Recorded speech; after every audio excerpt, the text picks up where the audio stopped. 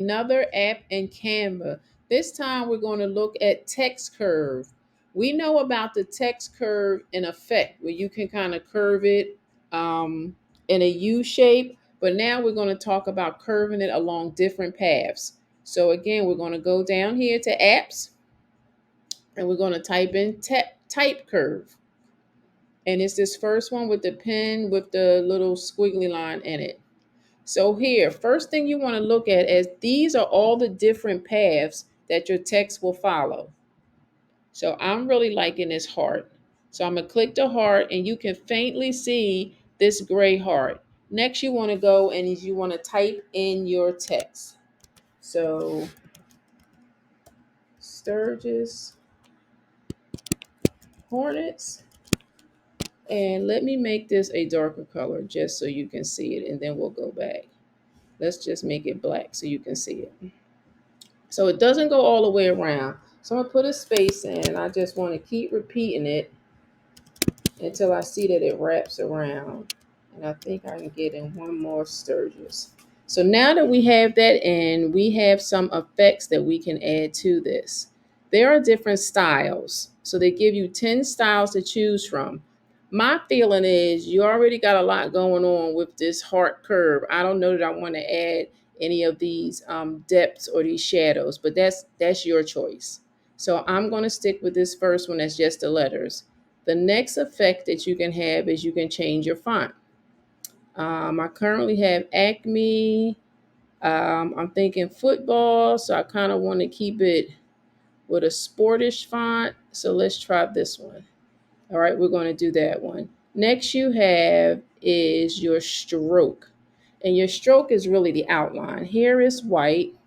Let's change it to red. Let's bring this, I want this font box come down. We're going to change it to not black. Why won't it let me? Let's click out of here for a minute. Click here. Let's click stroke, color, stroke, and we're just going to put in, I know, F is white. So we're going to just do a white border for now, but you can see that the stroke is this outline of the letters. You can also change your font size. You can make it a bigger, and as you make it bigger and smaller, it'll move along its path. But I want to make sure the words are readable. If you see here, this is where my Sturgis starts. Next, you can do is the weight of the font, how heavy you want it to appear.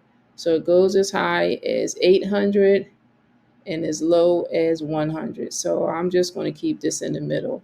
You can space your letters if you need them to space out around this path. So you also want to make sure that your words are where you want them. And you can also add an offset. Not sure what the difference is between an offset and a stroke, but it will give you an offset, which I don't want because my hornets at the bottom is kind of, I want it not at the V. So I should probably go back and make my letter spacing a little closer so that the words are together. There you go. And then if you like it, you can add it to your design and you can make it larger. Might be time for an update. Okay, here we go. So let's just go back here and look at some of these other paths. We have this pentagon, we have a circle, you have this squiggly, you have this little curly Q, which I kind of like.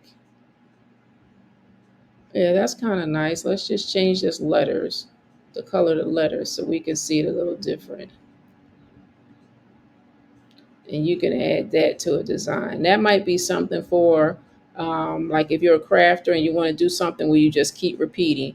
But this is cool also. So this app is called Type Curve, and it gives you several paths along which your text can follow, and it's automatic fish, some geometric shapes down here, arrows, a duck, and a bird.